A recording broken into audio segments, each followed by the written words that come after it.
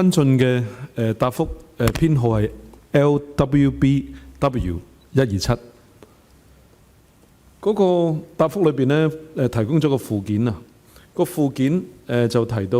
喺2025年新登記嘅保護兒童個案裏邊咧，就有唔同嘅類別，即係唔同同兒童唔同關係嘅人啦，就係侵害咗兒童嘅。咁我係好驚訝見到就第一欄嘅父母就係侵害兒童嘅總數係佔過一半啦嚇，56.3%。裏邊咧分類咧就包括咗身體傷害啦、疏忽照顧啦、性侵犯啦。我特別關注咧有一項咧就係心理傷害，再隔離嗰個多種傷害。其實我想知道，即係心理傷害，即係局方有冇俾啲指引？就大家即係心理傷害包唔包括精神傷害呢？咁我又睇翻即係局方喺今年4月頭或者上年即係一個答覆。都係局長答嘅，關於你又提及到咧侵害人身罪條例，就第27條咧就講到就如果有人管理兒童即係虐待或者疏忽咧，可能要被罰啦。咁裏邊提到咧如果即係嗰個成人做啲嘢導致到嗰個兒童受到不必要嘅苦楚或者健康損害，不必要的苦楚或健康損害。咁我想知道，即係局方會唔會考慮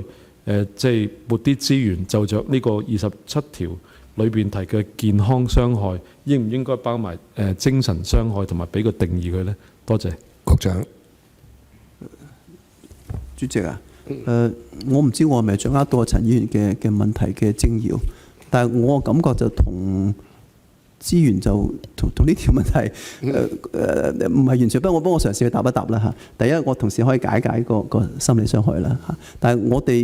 哋呢度我哋社署而家最關心做嘅功夫咧，就係嗰個強制舉報虐兒條例嘅實施咗之後嘅工作嚟嘅嚇。呢個報表其實一路都有嘅，將來都會有嘅。我想借機會解一解咧，除咗嗰啲按法例做強制舉報嘅個案以外咧，其實有啲個案唔係按法例強制舉報嘅，佢哋都照舉報嘅嚇。咁嗰啲我哋將來個報表兩個個案都會合併成為一個報表嘅嚇。所以正如大家唔好以為就今2個月到只係收咗66宗，其實到我哋攞翻啲數翻嚟咧，係可能係唔止66宗嘅，因為有啲係佢哋覺得係唔屬於法例嘅，但係佢都覺得要報，都係一種虐兒嚟，可能未去到嚴重啦，都係虐兒，咁我哋都會集合埋擺喺呢一度嘅。或者我想同事可唔可以解解心理傷害，俾多少少資訊啊？陳議員啊。